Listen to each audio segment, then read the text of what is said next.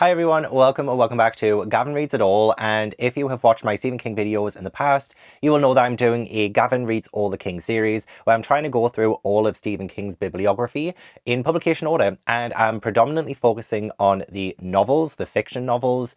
I'll do non-fiction and all of that at some point, but I was also including the Richard Bachman books, and I would do videos where I would include like 4 books in one video, or if it's the short story collections, I would do 2 books in one video, and then I was also waiting until I got to a certain point before I started reading the Dark Tower books, mainly because I like to binge a series, and I was like, okay, after I get to Black House, I think I will just like binge all of the Dark Tower books from beginning to end. However, ever since finishing Insomnia, I realized, wow, I really do need to read the Dark Tower. I can't be skipping any of these. And so I'm going to try and like go back in time a little bit, back to 1982, and, you know, read The Gunslinger, which I have finished. I will be giving you my full thoughts on The Gunslinger, and this will be filled with spoilers. I might do like a little bit of a spoiler-free review so I can kind of get my overall thoughts, and if you want to read it yourself. And then I will go into a full spoiler-filled discussion, hopefully some analysis, like some observations, as well as a, well, kind of a fresh, constant reader of Stephen King. I have been reading Stephen King for years, but I started this series 2 years ago, and I can't believe it's been 2 years already, and this was my 31st Stephen King book, so that's an incredible milestone in my opinion. But I still feel fresh in the terms of, you know, Stephen King has been publishing books since the 70s, and I don't know, I just feel like I'm so behind and I'm still quite new at it.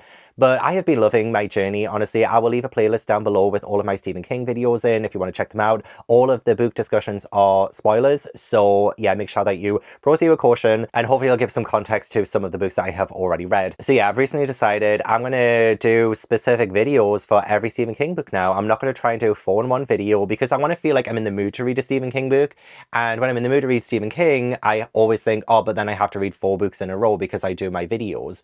But now I'm just going to do one video per book. I hope that's okay, and hopefully that allows for a more in-depth and broader discussion of these books. And yeah, I think it will work out in the long run. I think it will actually be a lot more beneficial for these stories. So if you do end up enjoying this video, please do give it a like, subscribe if you haven't already, and I will put on the screen as well all of the Stephen King books I have read so far, including The Gunslinger, and you will see that I did get to 1996. So I still have some books to catch up on in the meantime. I still have Skeleton Crew to finish, which I'm about to finish, and I haven't been loving it, I'm not gonna lie, but I'm excited to post a video about it. I will also need to read The Drawing of the Three and The Wastelands pretty soon as well, so that I'm caught up with the year that I am now in, 1996, and then I will go back to reading in publication order. So I'm very excited to get this series back on track, and I have now officially started my Dark Tower journey, and I am very excited because I've heard great things about the series, and it will also help provide some context of those books that I've already read that had heavy Dark Tower connections.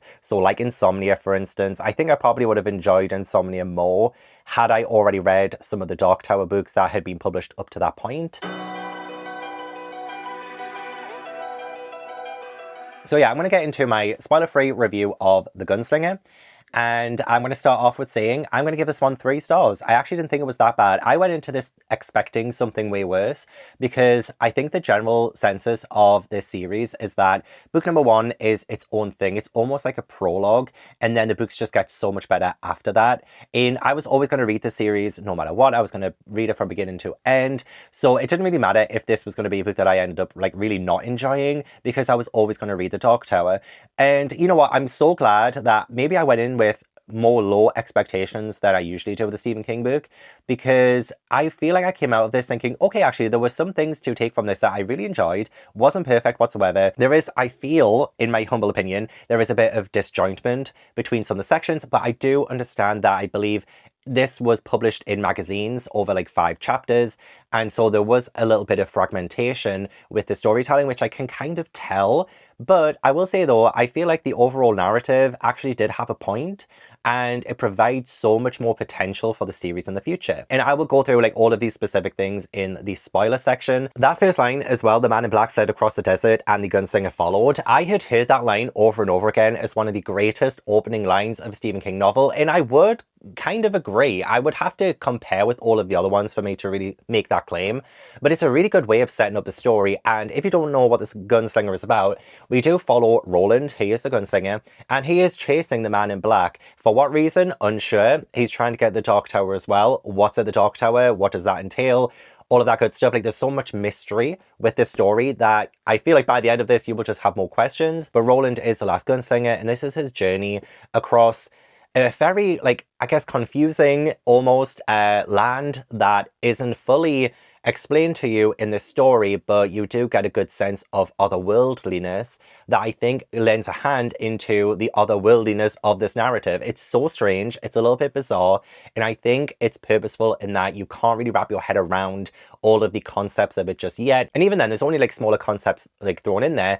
And I think one of the reasons why maybe I didn't have as hard a time as I would have thought, I think it's because I've already read something like The Talisman, for instance. I think The Talisman, having read it before this, I don't know if I would 100% recommend doing that, but I think it helped me with a little bit of the otherworld part of this. And I saw a lot of what happened in The Talisman happen in this, first. So I didn't like The Talisman. I will say there's a big part of me that never ever wants to reread it because it's one of my least favorite Stephen King books ever. But there is so much connection there. And yeah, I think it added a little bit more of a more concrete kind of world for me because I'd already kind of experienced it. And having said that as well, I do like the base plot of this with Roland following the man in black, trying so hard to get to him. There are different sections in the story where he goes to a different place, he meets new people, he converses with these people, and usually something really weird or horrific happens. And that part of the story was very exciting. There are big parts of the story that meanders because we are traversing. And I feel like I remember Stephen King saying this was almost like an ode to The Lord of the Rings. And Lord of the Rings is one of my favorite series of all time. And that series does have a lot of meandering too. There is a massive journey to Middle-earth. And I could feel those inspirations in this as well. So that is another reason why I do enjoy the story. And I gave it 3 stars. And 3 stars is such a good rating in my eyes as well. Like, it could have been a 2, it could have been a 1. There are so many different ratings I could have given this that would have made this a worse book. But in my opinion, it was definitely something that was more like middle of the road. It isn't offensive. It isn't the best thing I've read, but the groundwork has been laid. Roland as a character as well, he is the kind of hero of the story that you are rooting for because he is the hero, but you understand that he is so morally grey that he isn't a good person per se, but he's also not the villain. So I like that in a main character. I liked following Roland because I was also unsure what he would do next. And he would constantly be confronted with violence and scenes where he has to have a battle. And it's just so interesting to see like how he tackles that and how he gets through that. And you're unsure if he has loyalty to other people, other characters, and where his loyalty to his mission of pursuing the man in black, where will that take him? Is he a betrayer? Is there nobody that he would stop this mission for? Is it really all about this mission? What is it about this mission that has him so riled up? And these are very intriguing points of the story that kept me reading until the end. It's a very short book. It's only 238 pages. And I read it in like 3.5 hours. So it is one of King's shortest books, which could be a detriment to the story. Because, yeah, there is a lot of room for growth. There is definitely a lot to the narrative where I feel like maybe a word or a phrase or some kind of world building is thrown in there without much more embellishment. But again, I have to kind of consider the fact that this is a series. This is the kind of prologue-y first book to that series. And I imagine a lot of those concepts will be explored moving forward. There is a lot of back and forth with the timeline of this too. And that kind of took me out of the story. Every now and then, we will have Roland meet a character. He'll tell the character this story. So we go back in time and then we come back to the present day. And then there's like a lot more like time moving around as well as stories are being told. There might be like a dream or something like a kind of backstory that does transport you back and forwards. That was a little bit jarring. In this world as well, I'm having a hard time wrapping my head around it. The same as in The Talisman too. So modern things are mentioned. There isn't like the biggest of descriptions. There are some descriptions which I absolutely loved. In fact, there's quite a few things I highlighted in this that I actually loved when it came to the descriptions, but there wasn't enough of it to build the world. And I was kind of waiting for that penny to drop on like, oh, okay, like, so this is the world. Like, this is how it looks. This is how it functions. I was waiting for that penny to drop and it never really did. I don't know if maybe that's a me problem. Maybe it's just me not really being able to take in fully Stephen King's imagination.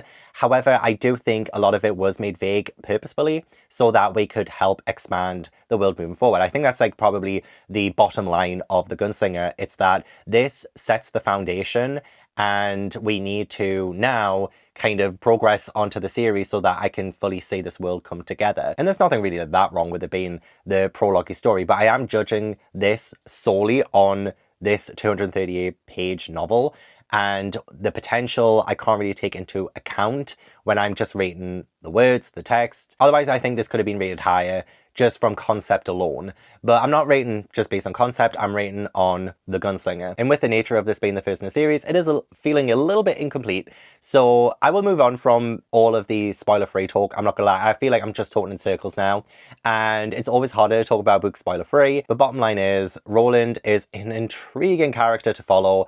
Not somebody I like per se just yet, but he is someone I'm rooting for because I want to see the story unfold. I want to see how his journey and all of the Dark Tower connections and this land, this world, I want to say like how it all comes together. So yeah, so far so good with this, but let's go through this book from the beginning while we delve into spoilers.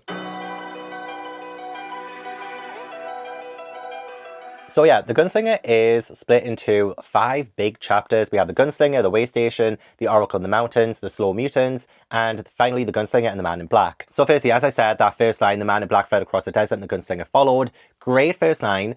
And I will also say as well, so I have read The Stand, I've read other books. I've read The Eyes of the Dragon as well. I think that's going to be very important. And I'm just going to talk through the processes. Like, I'm not going to like spoil those books per se, but I will mention a specific character called Randall Flagg. And now, Randall Flagg is never mentioned in this, but there is a part of me that's thinking the Man in Black is Randall Flagg, because I'm pretty sure, was it The Eyes of the Dragon or The Stand, he is referred to as the Man in Black. I feel like he is, ever since reading The Stand, I've always had this kind of paranoid thing in the back of my brain that Randall Flagg is just going to appear anywhere. I really do like Randall Flagg as a character. I find him so intriguing, so mysterious. I have no idea 100% of his like character backstory, and I think there's just so much more to learn about him too, that as soon as I read The Man in Black fled, I was like, okay, Randall Flagg. And I don't know spoilers for the series, I don't know characters, I only know the brief connections with the Stephen King books that I have read, but I'm going to assume that The Man in Black is Randall Flagg. And then I also assume that Roland, this is probably dumb of me, but in The Eyes of the Dragon, I'll not delve too much into that again, but there were a couple of characters who were going to pursue Randall Flagg at the end of that book, and they left to pursue him. And for some reason, I thought Roland was one of those people, but I don't think it is. I don't think it is, because when Roland was talking about his backstory, because we do have backstory, another thing about Stephen King books is you're always going to get backstory for characters, always.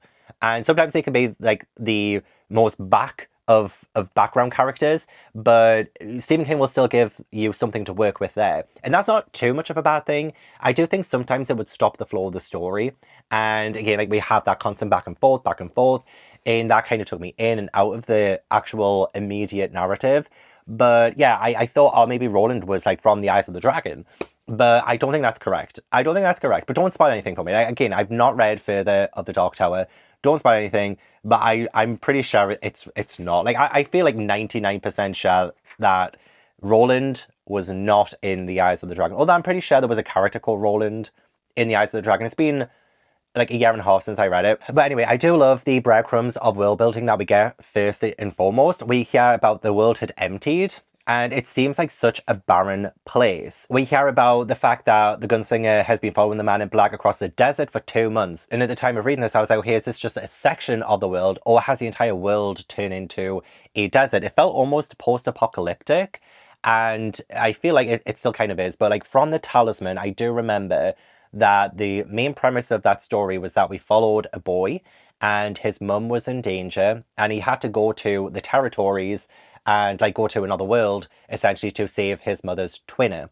And I felt that through the threads of this story that, oh, maybe this is like that other territory, it's the other world. And this doesn't necessarily mean that our world, like Earth, it doesn't necessarily mean that we are in a post-apocalyptic state. That does kind of get answered a little bit later on when we meet another character who I'll get to soon. But I think it's a great visual of just like showing like how barren and empty this place is. There was also, you know, an occasional tombstone sign pointed the way. I'm like, a tombstone sign. There's this image of death and this image of, I guess, like a mass extinction event, which kind of ties into The Stand as well. Because in The Stand, there was that mass extinction. There was that, I don't want to spoil like too much of like other Stephen King books, but I feel like everyone knows like the main premise of The Stand as well, with it being about an epidemic. And this felt connected with that. Stephen King's way of presenting Roland to us as well is by having like the most vaguest of backstories to begin with. It says his hat was gone, so was the horn he once carried, gone for years. That horn spilled from the hand of a dying friend, and he missed them both. And then very soon it says he still had the guns, his father's guns, and surely they were more important than horns or even friends, weren't they? So we have this solitary creature. Our main character is alone and he is chasing this man for God knows what reason at this point. Straight from the off, I guess his values and his morals are questioned because he's like, you know, like maybe his guns, like these weapons, maybe they're more important than a genuine human connection. And by him prioritizing these weapons, his guns, it's like, okay, so like this is a character who is first and foremost a fighter. He is a fighter, and whenever he is going to meet a character moving forward, I'm going to be very wary of the fact that he's not really going to see them as a friend, maybe not even as an ally. It feels like it's just him and his guns, and that is the most important thing to him. So I thought it was a great start, like a first like great part of the first chapter. So he comes across a dweller, and this is where he starts like to tell his story. And we also learn phrases like the Manny, and the Manny folk were great travellers, and the Gunslinger is saying this man who is called Brown, that he speaks like the Manny folk do, and they were great travellers. So like, I wonder if maybe they will come back. I wonder if maybe the Manny people will be more prominent in the future. And Brown also confirms that the man in black had actually like been through this part of the world as well, and that he'd been there not long before the Gunslinger came. It's so hot, I'm so sorry. I'm like roasting as I'm trying to talk about the Gunslinger. And I find this interaction interesting because Brown says, "You're a gunslinger, thought your kind were gone." So yeah, it seems like Roland is the last of his kind. And Brown asks, "Did you come from in-world?" And the Gunslinger says, "Long ago." And I'm so intrigued to see if we see other worlds. I do wonder how these all intersect and if this is something that we will see more often. And as he's sitting down with Brown, and I do like the upcoming story. He's sitting down with Brown and he tells him what happened in Tull.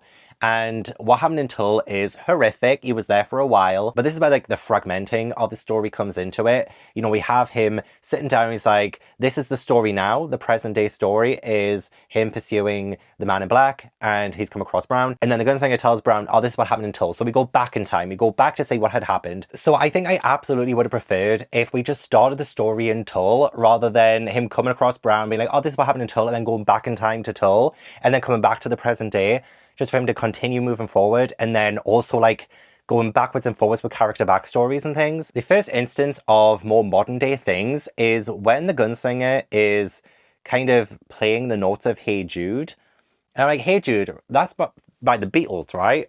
So how is this story set? Like, where is it set? How does he know about the Beatles? Because the immediate thought that I have with this world is I'm thinking Wild West. I'm thinking early 1900s. And I wasn't sure like how he got the sort of the Beatles song in his head. Yeah, there was a honky-tonk piano playing Hey Jude. So if there is a piano player playing it, maybe this piano player, not that this is important at all, but maybe this piano player had been to the modern day world and kind of brought that back with them, and they're playing it on the piano, and that's kind of like bringing those worlds together in a way. I don't know. So this is where I get the Wild West vibes from. The Gunslinger comes to a ball, and there's an old man with grey hair, and he's collapsed at a table by the doors. This was very interesting as well, because that man is dead, but he's also kind of not dead as well. And I just had this like saloon kind of bar vibe in my head as Roland is coming through these doors with these guns, and everyone just stops and looks at him. I was getting Wild West. I was getting Red Dead Redemption. So yeah, the man who was asleep by the door, he had a terrible face, and he is a dead man. He should have been dead a year ago. The man in black did this. And I'm also getting kind of James Bond vibes as well. This is, I'm telling you, this is where like my brain goes like in different places. And this is why I'm getting James Bond vibes, is he meets a woman called Alice at this bar. He clears out the place, and like pretty much immediately, him and Alice go upstairs, and there was no light to hide their act. So they have sex, and they do form a sexual connection, a sexual relationship.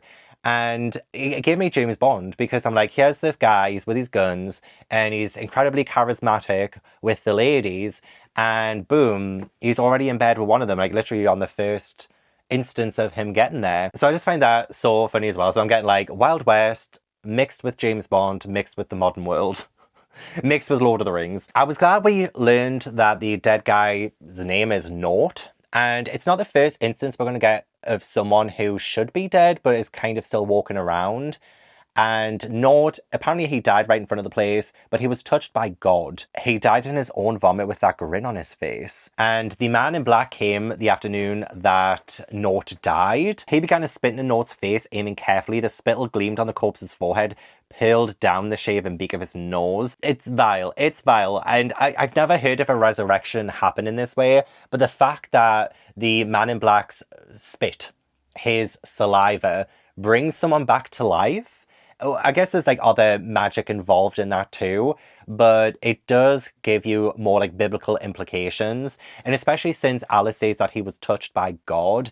So to have the man in black sort of be compared to God or any kind of thing like that, it does help build up the fact that Roland is chasing someone who is very godlike, and this might be a bigger and more challenging journey than I originally thought. And I would love to know the actual impact of what the number 19 really means, because it's a word that Alice gets from the man in black. He leaves it in a message and he says, you want to know about death? I left him a word. That word is 19.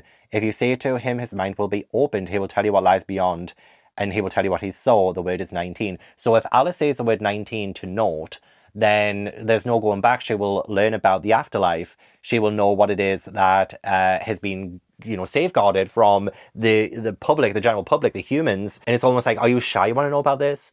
Is this something you want to know? But the fact that the man in black has planted that into Alice's head, it's like, how do you resist? How do you resist temptation? And that's what he does. If we see the man in black as acting like God, or he is like a godlike person, then to present temptation to Alice, who I guess could, you know, she's kind of the main woman character that we've seen so far. If we see her as sort of like an Eve-like character, and Randall Flagg, the man in black, as the snake, giving her that temptation, and will she succumb to it? Will she accept temptation? Will she be corrupted by it? And that's kind of something that I think maybe Stephen King did intentionally to add those biblical themes to it. But I'm like, what is the importance of 19? I'm almost like, I'm not going to Google what it means in the Stephen King world, but I'm like, maybe there's a biblical implication. So biblical impact of the number 19. Maybe there's something in the Bible about it. There's a website called BibleStudy.org. And it says the English word 19 used for the number 19 is recorded 3 times in 3 King James Bible verses. Okay. The meaning of 19, which is combining of 10 and 9, revolves around God's perfect order concerning his judgment in the Bible.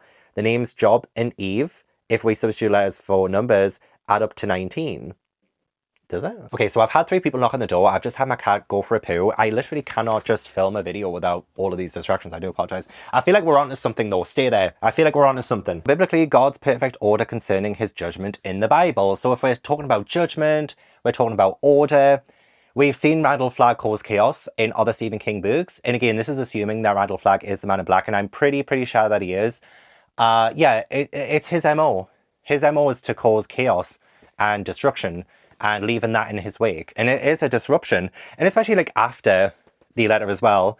And oh dear God, she knew that she would. I mean, obviously like saying like, oh my God, and things like that is something that is just like a slip of the tongue now, isn't it? It's just like such a common phrase, usually exclaimed in disbelief. And yeah, after this letter, she says, and oh dear God, she knew that she would.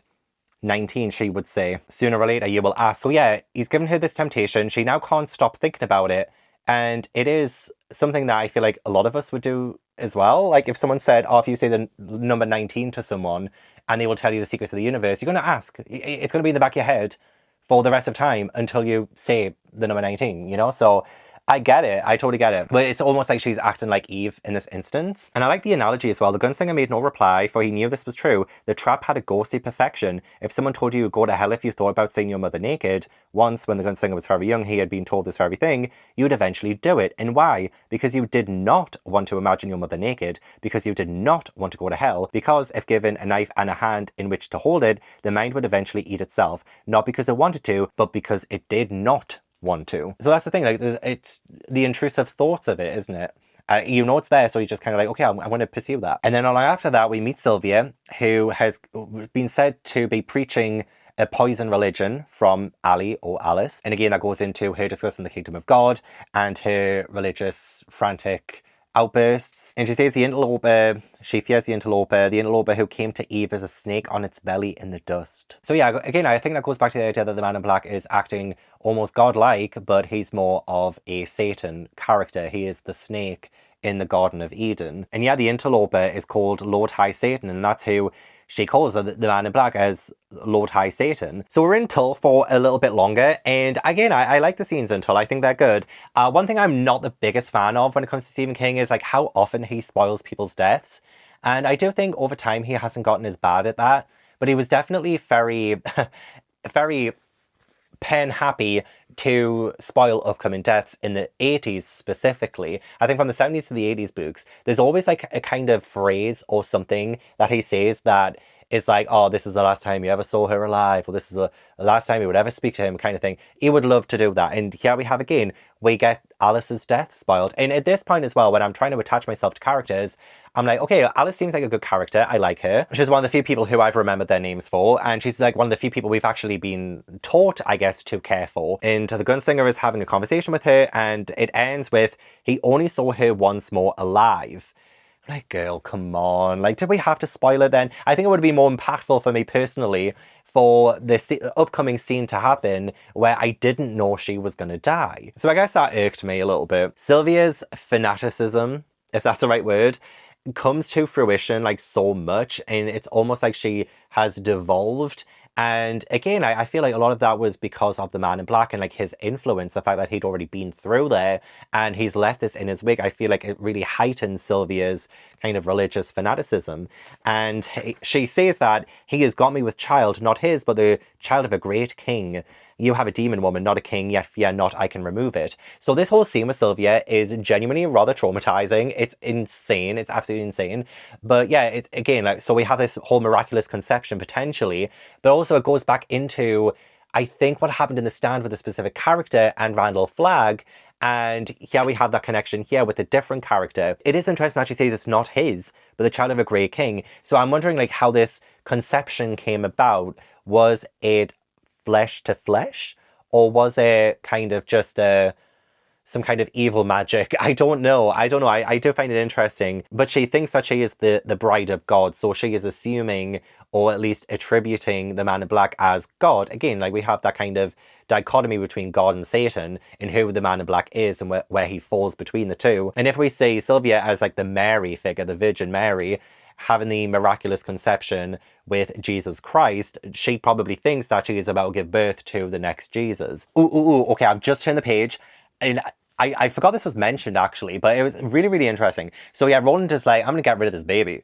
Like, this baby ain't gonna happen. And she's trying to stop him, and he's like, I'm gonna abort this baby with this gun, kind of thing. And oh my god, like, it's horrific. It's genuinely, it makes my skin crawl to think about it. And again, I feel like maybe she was pregnant with a demon, and I don't think this was like an actual baby in the sense of, or maybe there wasn't even really a baby to begin with. Maybe this was just her, again, fanaticism, thinking that she is carrying that, but who knows? Like, who knows? And this whole scene is very interesting as well, because the way that her body is moving, it's almost like orgasmic as well, if that makes sense. So like, she is beating at him. Her hands beat at his head, her legs drummed against the floor. At the same time, the huge body tried to suck the invader in. Outside, nothing watched them but the bruised and dusty sky. She screamed something high and articulate. And the way that she's speaking, it's like, he stops on the other side. Sweet Jesus, to make his strength, meditations, do you understand? Oh, I'm. And then the whole huge mountain of flesh suddenly strained forward and upward, yet he was careful not to let her secret flesh touch him. Then she seemed to wilt and grow smaller, and she wept with her hands in her lap. So again, like, it almost felt like an orgasm as well at the same time. Like, I'm trying to dissect the scene. I'm like, oh my God. So like the way that her body is convulsing, the way that she's talking, the way that she's describing things, it almost felt like she came. But yet she also says, get out, you've killed the child of the Crimson King. So this was a really weird scene that I can't get a full read of. It seemed like he did kill the spawn of Satan, but the way that she's like, oh, I'm in the mountain of flesh, upwards, forwards, and stuff like this, I don't know, it's very conflicting visuals that I feel like this book does very well, though. You do get conflicting visuals, conflicting things. And yeah, the Crimson King is mentioned. Now, the Crimson King is mentioned, I won't say if they appear or not, in Insomnia. And so a lot of people did say I would probably prefer Insomnia more if I'd read the Dark Tower books up to that point. And potentially, maybe, if we find out more about the Crimson King, that would be amazing. But that's also a divide between the Man in Black and the Crimson King, because they are two separate entities. So, at least I believe they are. I believe they are. I think they are. At this point in my reading journey, I believe they are separate entities. So interesting that the Crimson King is mentioned. I would love to find out more about the Crimson King and their role in the Dark Tower world. So that interesting scene aside, we are back at Tull and we see Alice. And unfortunately, she did say to note the number 19. Kill me, Roland, kill me. I said the word 19, I said, and he told me I can't bear it. So yeah, the fact that she now knows the secret to the afterlife or what happens in the afterlife, and she's begging for death. Another conflicting thing as well, because you would think that she would try to avoid death as much as possible if this thing scared her as much as it did. However, maybe it's also the fact that she can't live with the knowledge of it. The idea that one day that will be her fate. So she's just like, put me out of my misery, get me to the afterlife now, because I can't keep putting it off. Living in fear was worse than just confronting it head on straight away. So that's interesting, because that is more terrifying than if we actually found out what it was. I think not knowing what it was that Ali found out, yeah, I think that gives me goosebumps. I think that actually makes me more scared, and it incorporates those horror elements that Stephen King does so well. But also makes me sad because I really liked Alice. I thought she was good. Not that I think any of these side characters have been as embellished as Roland or the Man in Black. Nobody is more exciting or as interesting as our two main characters.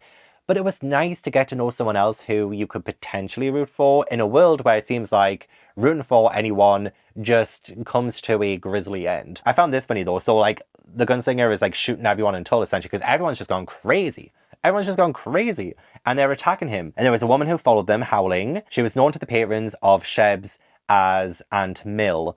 The Gunslinger blew her backwards and she landed in a whorish sprawl, her skirt rucked up between her thighs. I don't know why, but like that made me laugh because I'm just picturing her flying back on wee, and I don't know, just like her arms and legs just like opening wide and just like landing. I don't know, like that was a little bit funny. I think there was some parts of humor to this, not a whole lot, but like there were some parts of it that were quite humorous. The guns were empty and they boiled at him, transmogrified into an eye and a hand, and he stood screaming and reloading, his mind far away and absent, letting his hands do their reloading trick. And he's doing this entire thing just like screaming. It's almost like the guns have taken over. He's barely able to control his thoughts and his emotions as all these people are coming to attack him, and he's just unloading his gun onto them. He had shot and killed 39 men, 14 women, and 5 children. He had shot and killed everyone in Tull. Okay, this is our main character. This is our hero of the story. He's just killed everyone in Tull. The first kind of main setting that we have in this story, and he's killed everyone in there. I can only imagine someone walking up to this town and just seeing everyone lying dead, wondering what in the hell happened here. This is awful. Is there a serial killer? Is there some kind of monster on the loose? And it wasn't really Roland's fault in that, because they had become so fanatically obsessed and they weren't really acting themselves. Chaos really did descend on Tull, and that was something that he had to do in order for him to protect himself and move on. So this town was touched and affected by the Man in Black, and this is a result of that. This is what has happened. And it's almost like Roland kind of put them out of their misery. It's like he's kind of set them free from that because there was no saving this town. As soon as the Man in Black walked through it, they were doomed. And I like that idea. I like that visual. We have the first mention of court as well by the end of like the first main chapter. It made him think of Court again. Court was dead. They were all dead except for him. The world had moved on. And again, we don't know who this is at this point. We don't know why everyone he knows is pretty much dead, apart from the people he's just killed. But I'm just like, is this everyone he meets? Does he leave death in his wake? And is it his fault, or is it the fault of the man in black? So second main chapter, The Way Station. We have Roland say there'd been a recurring dream of his room in the castle and of his mother, who had sung it to him as he lay solemnly in the tiny bed by the window of many colours. That's what made me think of The Eye of the Dragon, because that was a medieval fantasy, and there was characters who lived in a castle, and Randall Flagg is in that story. So I was like, okay, I'm kind of making some connections there, but I imagine there are connections that will be made coming up. I'm spitballing. I'm just spitballing. Just let me have my thoughts. And then we come across John Chambers. So again, this is what I'm saying. Like in each chapter, it's almost like The Walking Dead. You know, like The Walking Dead when they find a safe place to live and then the walkers come and ruin everything, so they have to move on. This is almost like this book where we have the gunslinger arrive at a place. He meets people. Shit hits the fan. He moves on to a different place. He meets another person. Shit hits the fan. Moves on, kind of thing.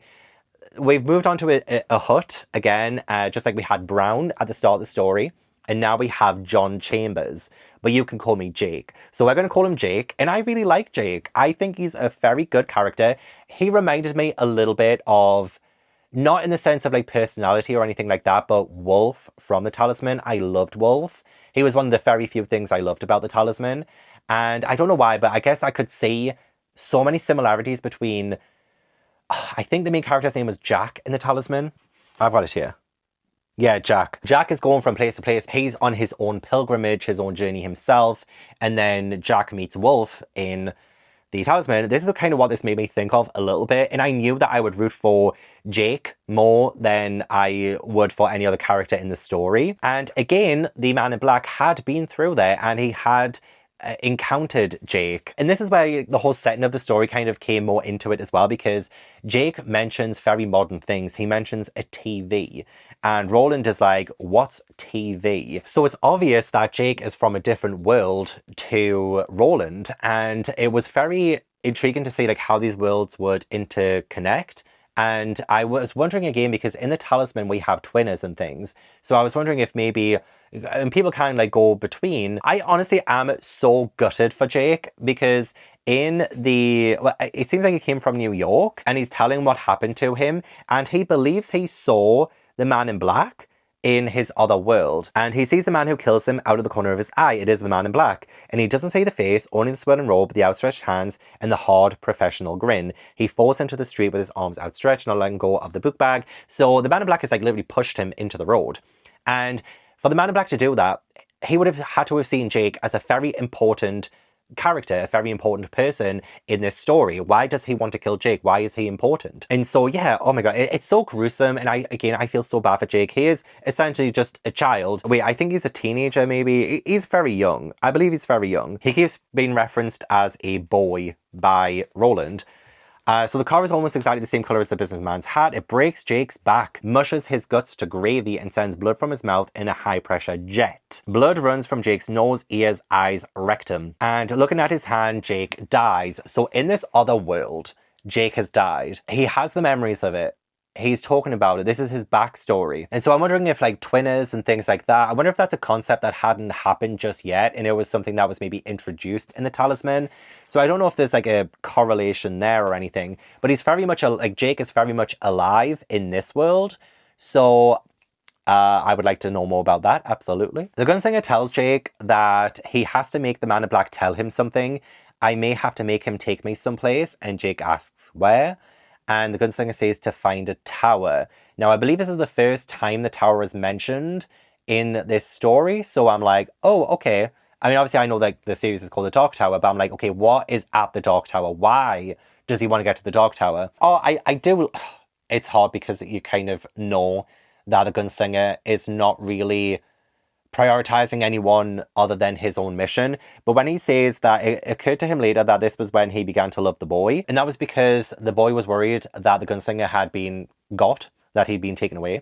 and this is the Gunslinger coming back, seeing Jake, and Jake had said, I thought it got you, that it got you, I thought. And yeah, the Gunslinger says it occurred to him later that this was when he began to love the boy, which was, of course, what the Man in Black must have planned all along. Was there ever a trap to match the trap of love? So it seems like this was a very purposeful thing that the Man in Black set up so that the Gunslinger would have feelings and like want to protect the boy as a way of coming between the Gunslinger and his main priority, his main goal. And again, this is why I think of the Eye of the Dragon, because the Gunslinger is telling Jake more of his backstory. And he says, when I was your age, I lived in a walled city. Did I tell you that? The boy shook his head sleepily. Sure, and there was an evil man, the priest. Well, sometimes I wonder about that, tell you true, the Gunslinger said. If they were two, I think now they must have been brothers. Maybe even twins. But did I ever see them together? No, I never did. This bad man, this Martin, he was a wizard, like Merlin. Do they ken Merlin when you come from? And I believe Randall Flagg was a priest-like sorcerer character in the Eyes of the Dragon. And the idea of twins, again, twinners, twins, just saying. And then another backstory ensues. We have Roland's backstory of how he like trained to be a gunslinger. We learn about his father, Stephen, I believe his name is Stephen Deschain, and his father was only just back from the uplands, and we are in Gilead. So I like the fact that we are exploring a little bit more of like where the gunslingers train and what that entails, because we also meet Court. And while I will again say that the backwards and forwards of the storytelling format is a little bit jarring for me, I do like that it does add the intrigue about like quests and roads that lead ever onward. All of them end in the same place upon the killing ground, except perhaps the road to the tower. Their car might show its true face. So again, like that little breadcrumb, that little sprinkling of what the main mystery is, like what the main goal is again very intriguing. Is Car also connected to It? Because again, like the ending of It left me a little bit confused. So who knows, maybe that will become more hopefully that will make more sense the more that I read of the Dark Tower. And even the flashback to him training to be a gunslinger, that is very fragmented too. So we're going like back and forth, and we have like again like more new characters being brought into it as we are in like the kind of present day side of story. And also I will say as well, a thing that I don't really like a lot in Stephen King books is predestination, because I feel like that can be a little bit lazy when it comes to character motivations, like how Stephen King writes people into situations and how sometimes they can easily get out of it because it's been predestined or predetermined. It was one of my main criticisms for The Stand. But in here we also have a character given too much context or too much of a guide, whether that's like because of a psychic or stuff like that. So here we meet someone who is giving Roland his future, a prophecy. And I don't know, I feel like when someone is told their destiny or their future through a prophecy, through a psychic, through tarot readings, I don't know, I don't love that. That's just a personal preference though. We are told that the number 3 is the number of his fate. And I do think the second book in the series is called The Drawing of the 3. Yeah, I literally have it on my shelf there. 3 is mystic. 3 stands at the heart of your quest. Another number comes later, now the number 3. So the first number, first is young, dark-haired. He stands on the brink of robbery and murder. A demon has infested him. The name of the demon is heroin. So like drugs. Okay.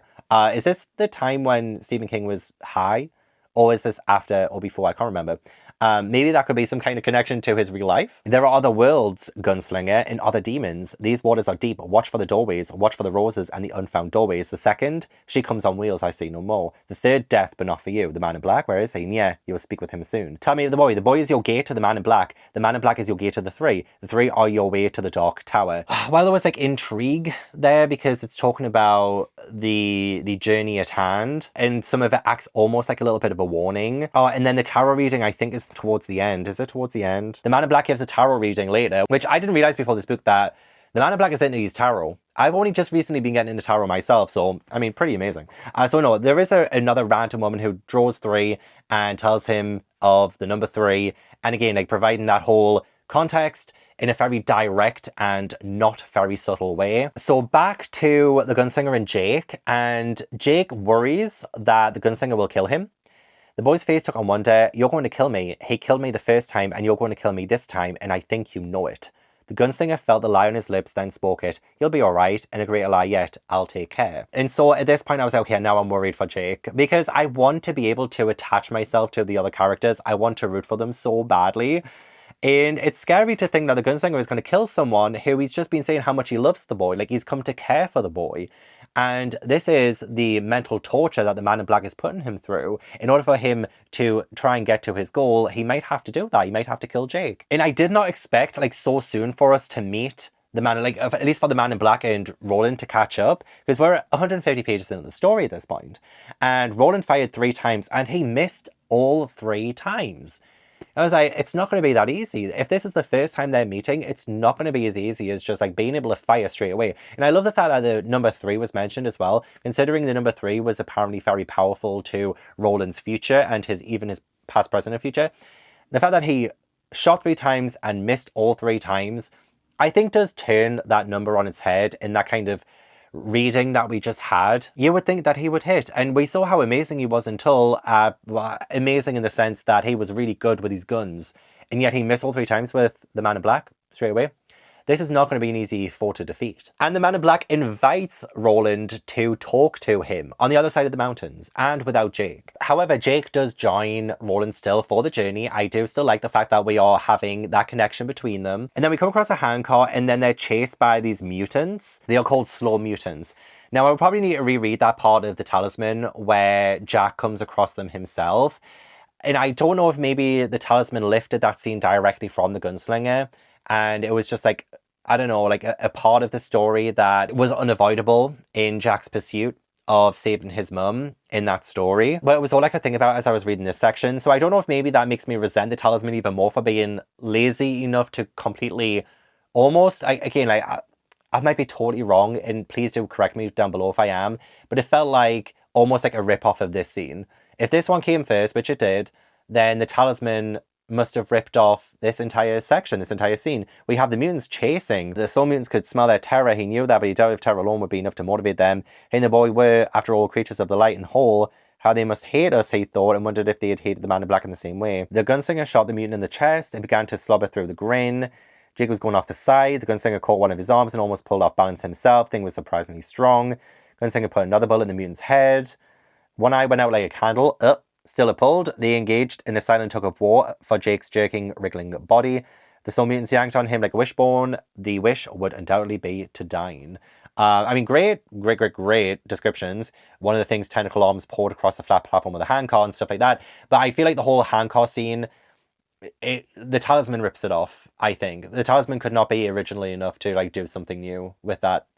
That's just my opinion. I don't like the Talisman, I'm sorry. This whole section is very exciting, don't get me wrong, and it follows up from another flashback where we do actually finally get that, because again, like, we got a little bit of a flashback before, which is why it feels fragmented. We go back to the flashback of the Gunslinger training, but also his fight, the fight that he has with Court, and they do have to fight, and his weapon is his hawk. His hawk David, so like a bird. A bird is his weapon. He's not using his guns. He's not using any other weapon in this confrontation. He's using his bird. And I did find that such a great scene where he's like, my weapon is David. It does kind of stop you a little bit. It's like, oh, that's a little bit unorthodox. That's unconventional. And the way that the hawk tears at Court as well, his talons, his beak, just getting at Court's face is sickening. And even when David falls away broken and twisted, one wing flapped frantically at the ground, he still comes for Court.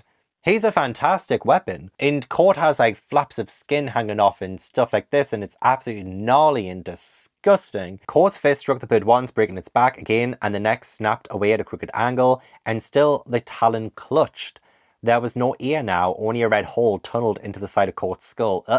Third blow sent the bird flying, at last clearing Court's face. The moment it was clear, the boy brought the edge of his hand across the bridge of his teacher's nose, using every bit of his strength and breaking the thin bone. Blood sprayed. When we first learned of Court earlier, and we learned about friends and things like that, this was not how I expected Court's fate to go. I did not know that it would have been Roland that had done that to him. But again, maybe it should have, considering we had those ideas earlier on that this is a solitary journey for Roland and everyone else is collateral damage. Everyone else is expandable. And the Gunslinger asks him, the K, my birthright teacher, I need it. And his birthright was the guns. The hawk was a fine ploy, a fine weapon. How long did it take you to train the bastard? I never trained David. I friended him. And again, I find that interesting because if this is a solitary journey for Roland, I don't know if he's going to have to learn this again, where it is maybe the power of friendship, it's the power of connections that's going to help him win in the end. He says he didn't train David, he friended him. However, David, the bird, died in all to fight in Roland's name. So I do think moving forward, we're going to see Roland befriend more people, but in a way that he can use them. He can use them in his fight against the Man in Black and his journey. So we're probably going to see a lot more upcoming deaths. I don't know if that's going to tear Roland's soul apart, of him becoming closer to people and then having to use them in that way because he needs to do what he's doing. And especially since one of Court's last things that he says to the Gunslinger is, let your shadow grow hair on its face, let it become dark. Given time, words may even enchant an enchanter. Do you take my meaning? Yes, I think I do. So the meaning I kind of got from that is that Roland might have to do things that is going to make him look evil and dark. He's going to have to tap into the darkness inside him in order to achieve what he needs to achieve.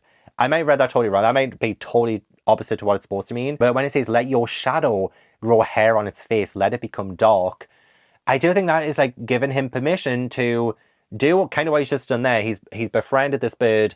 The bird attacked in his honor. The bird is now dead. You know? I don't know. I feel like there's a lot more to that than meets the eye. And that does tie so well into Jake and them, again, getting to the Man in Black at this point. Because Jake is still very torn. He's like, you won't get what you want until I'm dead. I'll take my chances by myself. So Jake is saying he's going to leave. He's going to go off on his own. And he's shouting at him, you made a deal with someone. I know you did. The Gunslinger is walking away. He doesn't reply. The boy is obviously distressed by this as well. However, the boy screamed, wait, and began running on the diagonal toward where the handcar would emerge in the air of the darkness ahead.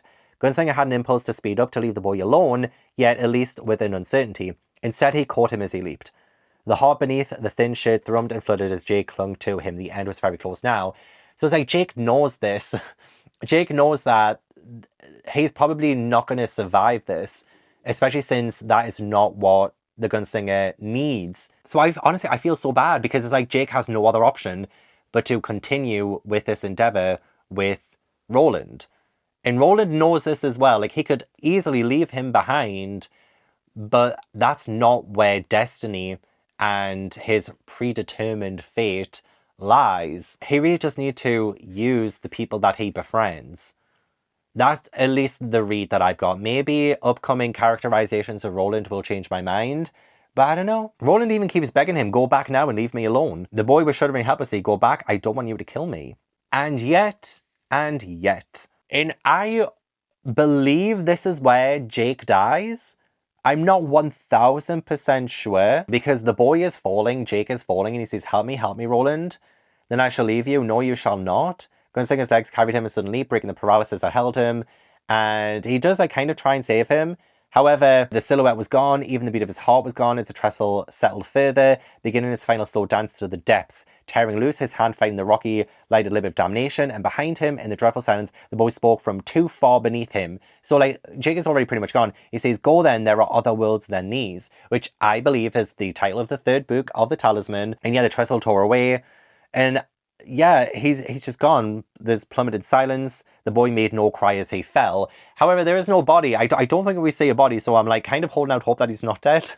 But this could have very well been his death scene. And please do let me know down below if I'm in the wrong here, if he's definitely dead. And I'm just kind of holding on to too much hope right now that he's not. So yeah, you would think that the Gunslinger finally coming to the Man in Black would be the end of the story, but it's really not. The Man in Black even says, this is not an end, but the end of the beginning. You progress, Gunslinger, you progress. Oh, how I admire you. And I love that because, yeah, this is the first book in the series, and it is just the end of the beginning.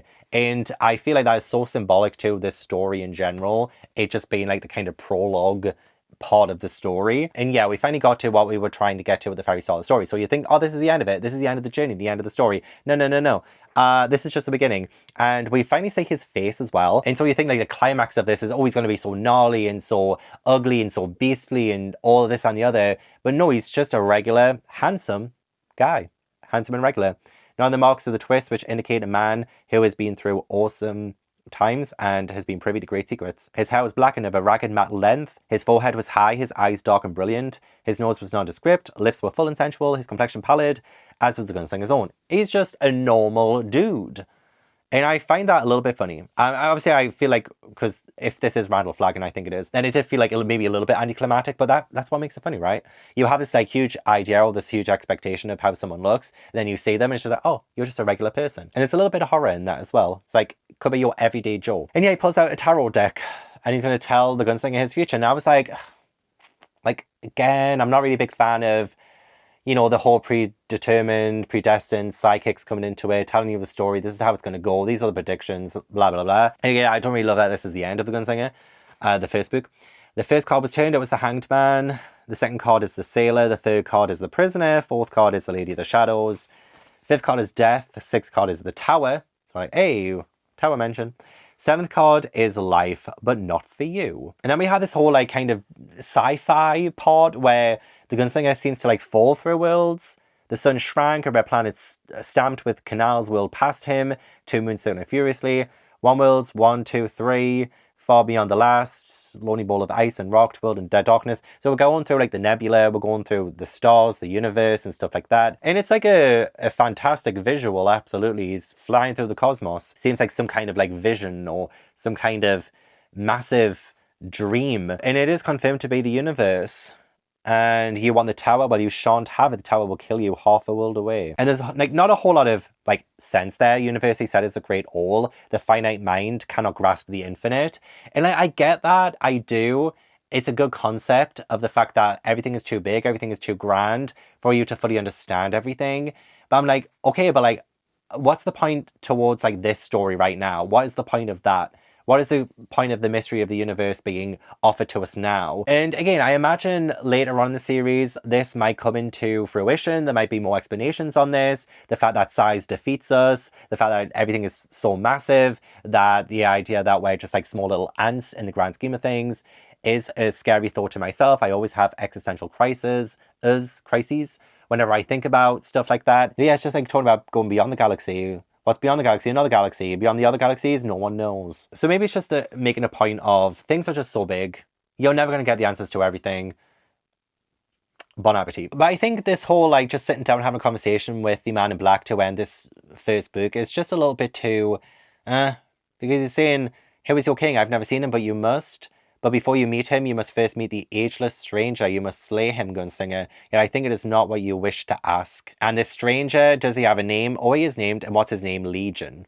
I don't know. It just feels like a whole lot of telling and just giving him a very direct kind of path to pursue. And I'm just like, why is it the man in black doing that? It's almost like a villain monologue where there doesn't really need to be. And it's spelling out too much of what needs to happen next in a not very subtle way. But I see the promise, I see the potential, I see what could potentially happen next. That's essentially going through like, I guess the main parts of the story that I found really interesting that I wanted to talk about.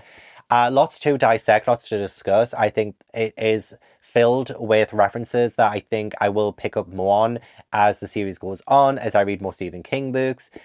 And yeah, I did like it, but I had my qualms as well, so it wasn't perfect at all. But hopefully I made sense. Hopefully I got to convey my feelings and thoughts and opinions on it. I'm sure I'm wrong at times as well on my interpretation of things.